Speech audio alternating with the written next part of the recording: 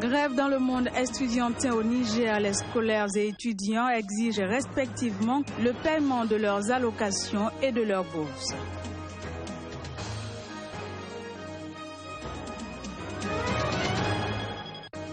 Construction d'un pont au Kenya, un projet qui menace l'existence du parc national de Nairobi.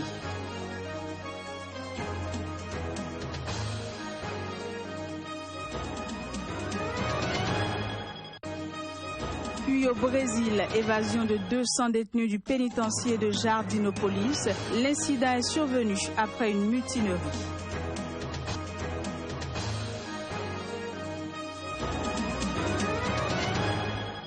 Et voilà pour le sommaire, mesdames, messieurs, bonsoir et bienvenue. On démarre cette édition par une note du Niger où les scolaires et étudiants sont en grève. Ils exigent le paiement des allocations pour les scolaires et les bourses ainsi que l'aide sociale pour les étudiants des différentes universités du pays. Par ailleurs, l'Union des scolaires nigériens exige le parachèvement des chantiers des infrastructures bloquées depuis plusieurs mois. Suivons ici le secrétaire général de l'USN, Husseini Sambo, pour plus de précisions. Nous sommes à la rentrée et aujourd'hui, il y a 3 ans de cela que beaucoup de chantiers ont été engagés au niveau des lycées et collèges, au niveau des universités et au niveau des écoles professionnelles. Et ces chantiers ont été suspendus il y a bien longtemps de cela. Donc ça fait 4 mois que nous avons interpellé les plus hautes autorités du Niger pour leur dire qu'avant cette rentrée 2016-2017, qu'ils puissent créer toutes les conditions qu'il faut pour que ces chantiers puissent reprendre. Et j'ai compris que le gouvernement en place a fait sourdes oreilles par rapport à nos multiples rappels et que nous avons dit qu'à la rentrée académique, nous avons usé de tous les moyens légaux pour faire respecter les engagements qui ont été pris. Et dans les prochains jours, nous allons investir le temps pour exiger à ces autorités de respecter les engagements qu'ils ont pris pour les scolaires nigériens. Nous avons multiplié les mouvements. Et cette fois-ci, nous allons organiser des marches pacifiques, nous avons organisé des sittings. Et si le lieu de faire, comme à la manière traditionnelle, l'ISN a ses moyens de lutte que je ne vais pas vous dévoiler ici, et pour que nous puissions vraiment amener ces autorités à considérer l'école nigérienne. Si vous observez avec moi aujourd'hui, tous les systèmes scolaires est en évolution, les enseignants-chercheurs sont en grève, les enseignants au niveau du primaire et au collège sont en mouvement. Donc c'est l'école nigérienne qui est mise à mal. Environ 1 million de manifestants ont défilé ce jeudi dans le centre de Madagascar. Scandant que leur pays n'est pas à vendre, ils protestaient contre l'exploitation d'une mine d'or par une entreprise chinoise. Suivant les avis de quelques malgaches ainsi que d'un haut gradé de la gendarmerie. Le pays n'est pas à vendre. L'amour ne peut pas être acheté par certaines personnes. Madagascar appartient aux Malgaches. On supplie tous les compatriotes malgaches de faire preuve de solidarité car Madagascar appartient aux Malgaches, pas aux Chinois ou autres étrangers. C'est comme si on m'arrachait un bras et je souffre.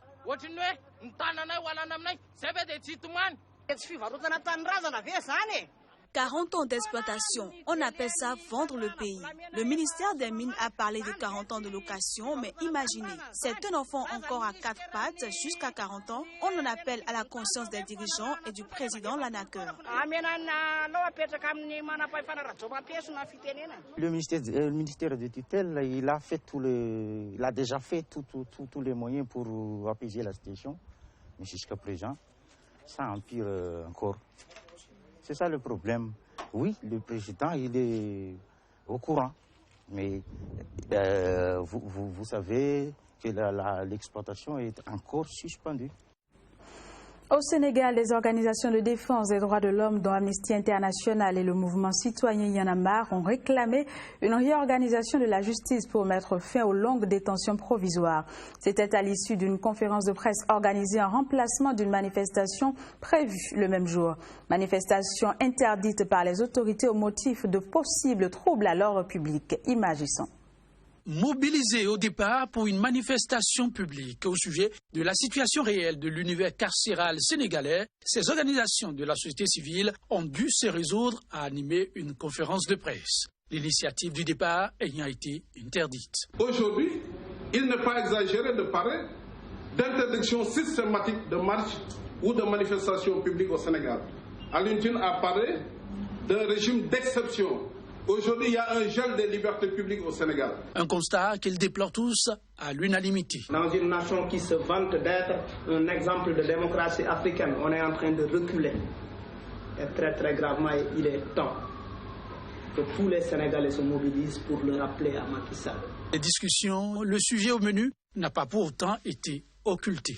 Nous, organisation de la société civile sénégalaise, appelons l'État du Sénégal à prendre des mesures immédiates pour mettre fin aux longues détentions provisoires en organisant au moins une session des chambres criminelles par mois à Dakar et dans les régions, en limitant à 2 ans maximum la détention provisoire en matière criminelle. La construction de nouvelles prisons conformes aux normes et standards internationaux dans toutes les capitales régionales et départementales qui aujourd'hui ont des prisons totalement inadaptables. La situation prise au sérieux au sommet de l'État, l'exécutif annonce pour les tout prochains jours des mesures urgentes pour réduire au maximum la surpopulation carcérale, l'une des causes des mutineries mortelles. Amnesty International a accusé ce jeudi les forces gouvernementales soudanaises d'avoir procédé cette année à plusieurs attaques chimiques et responsables de la mort de plusieurs civils dans l'ouest du pays. Des allégations fermement rejetées par Khartoum. Reportage.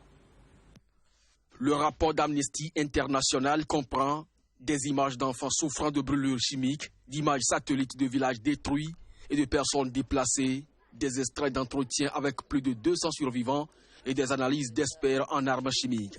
Dans un communiqué, Amnesty estime qu'entre 200 et 250 personnes ont pu mourir d'une exposition aux agents chimiques, pour beaucoup, voire pour la plupart des enfants.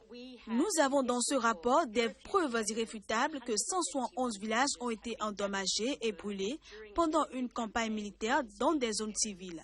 Nous avons des preuves crédibles qui montrent que des centaines de civils ont été tués alors qu'ils fuyaient les attaques, que les femmes ont été violées par les forces gouvernementales et par les milices irrégulières qui travaillent à leur côté et qu'il y a des preuves crédibles qui démontrent l'utilisation d'armes chimiques.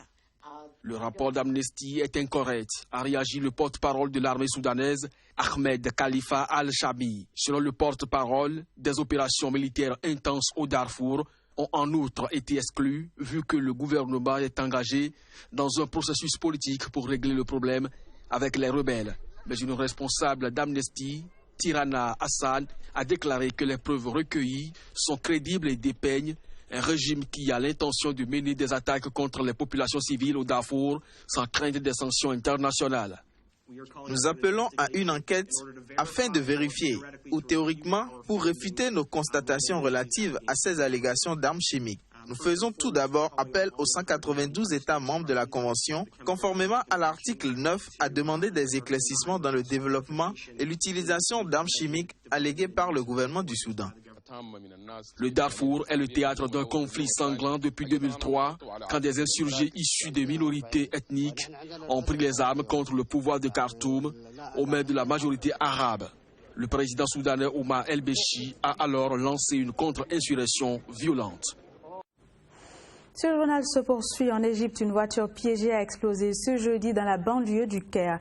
L'explosion a eu lieu après le passage du véhicule du procureur général adjoint. Ce dernier s'en est sorti alors qu'un passant a été blessé. L'annonce a été faite par le ministère de l'Intérieur. Les détails dans cet élément.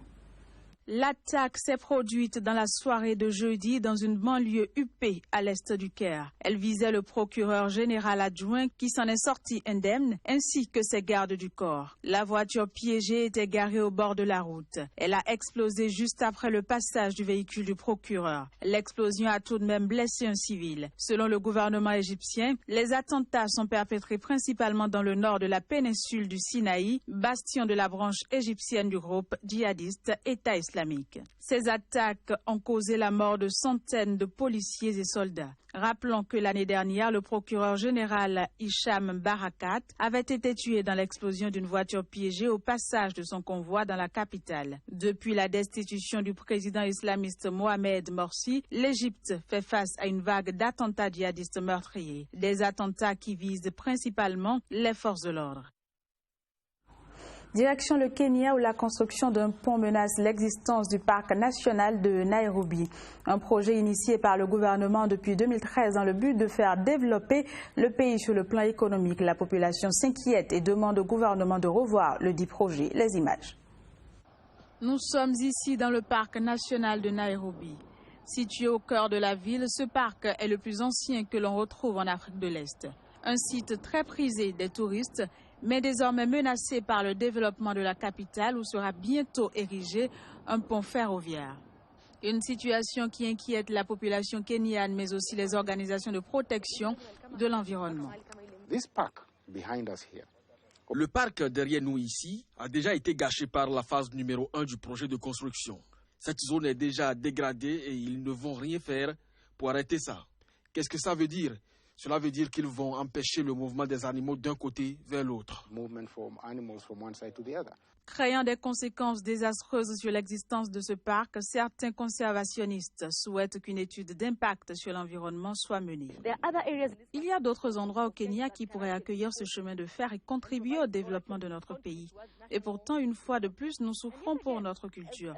On ne comprend pas pourquoi le gouvernement veut détruire notre parc national qui leur fait quand même gagner plus de 60 millions par an et qui représente un patrimoine. La construction du pont doit débuter en janvier prochain. Elle va durer 18 mois et se déroulera en 3 temps. Ce projet de construction a été initié en 2013 dans le but de favoriser les échanges commerciaux et conforter le statut de locomotive économique régionale du pays.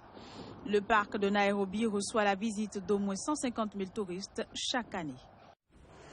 Au Brésil, quelques 200 détenus se sont évadés ce jeudi du pénitencier de Jardinopolis, à plus de 300 km de Sao Paulo, au sud-est du pays. Ceci après une mutinerie où ils ont mis le feu à leur matelas. Mais selon la presse locale, une centaine d'entre eux ont déjà été capturés par la police. Les précisions.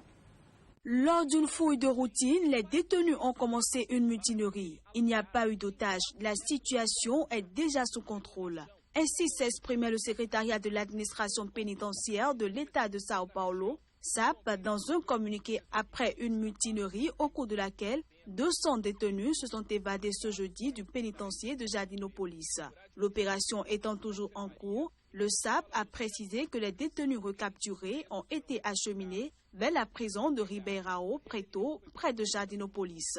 Ceci sans fournir de chiffres précis. Mais selon le site G1 de Globo, citant la police militaire locale, la plupart des détenus ont été retrouvés dans des champs de canne à sucre à proximité de Jardinopolis, tandis que d'autres se sont rendus. D'une capacité de 1080 places, le pénitencier de Jardinopolis comptait 1864 détenus au moment de la mutinerie. La surpopulation dans les prisons brésiliennes est la cause numéro 1 des mutineries dans le géant sud-américain. Et voilà qui vient mettre un terme à cette édition. Mesdames et messieurs, merci d'avoir été des nôtres et très bonne suite de programme.